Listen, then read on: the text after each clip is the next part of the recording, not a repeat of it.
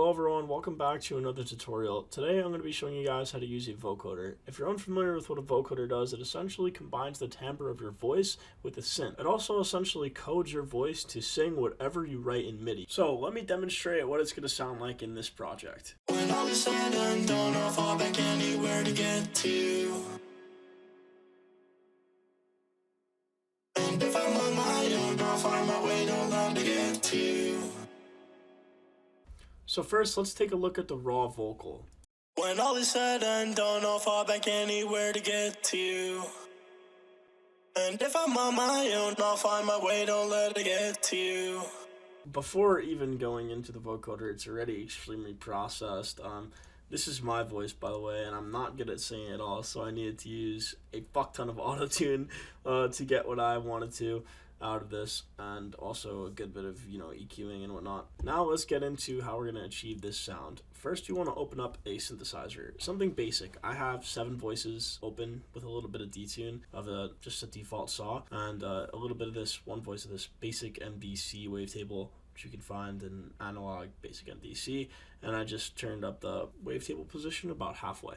And that's it. Once you have the synth and your vocal in the mixer channel, by default, it's gonna look something like this, where you have output volume at the master and nothing else. So what you wanna do is have 3 separate tracks, one for your synth, one for your vocal, and one for the vocoder track. For the synth and the vocal tracks, you're gonna wanna turn down the output totally in the master. So go ahead and do that on both tracks. Now you have no output signal going directly to the master channel. It's going to be going through the vocoder channel first, and we're going to do that by side chaining both the synth and the vocal to the vocoder channel.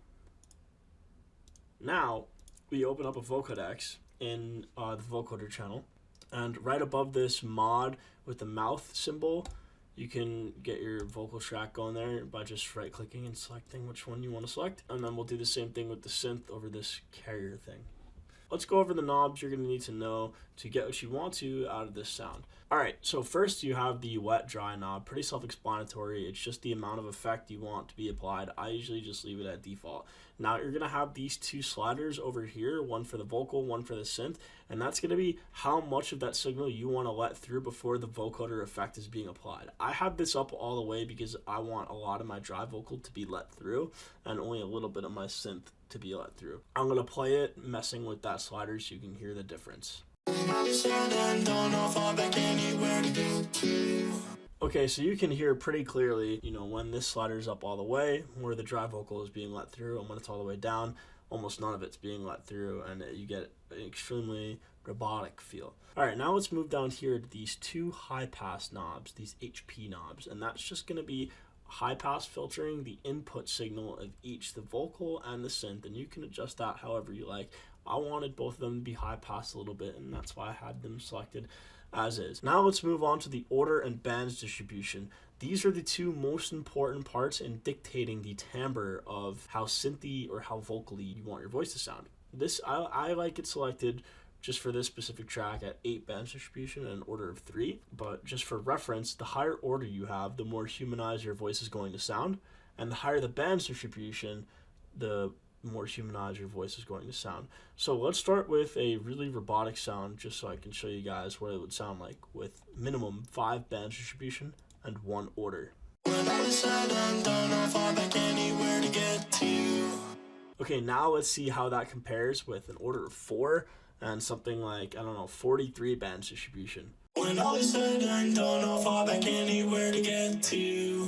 You could hear that with higher order and higher bands distribution, your voice is going to sound a lot more humanized. So you can mess with these. I encourage you to take some time and mess with these until you find what you really like. I like it at 3 and 8 just for this specific track. I obviously like to mess around differently for different tracks. Alright, now let's move over to what these 2 blue knobs on the right do. So this left one is a format shifter, so let's check out how that is going to affect the sound. When all is said and done, I'll fall back anywhere to get to.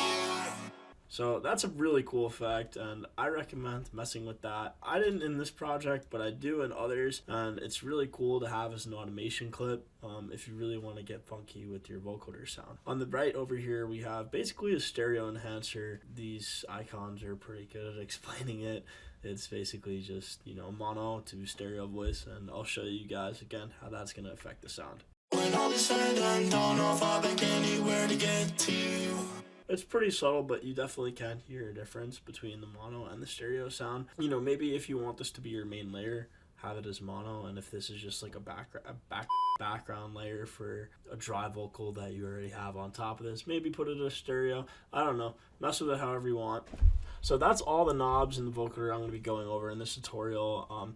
With everything I went over, you can get a really flexible sound, and you can have a lot of different variation in your sound with just messing with the knobs I explained. So I encourage you to go do that. But if you want to know what everything else in this plugin does, you can go further and read the FL Studio manual on Vocodex, and that will explain every single knob if you want to check that out. Thank you guys so much for watching this video. If you enjoyed, please leave a like, comment, and subscribe to the channel. It'll really help me out a lot. And I upload every Mondays at 8 p.m. a new tutorial, so keep updated for the next one. Take care, guys.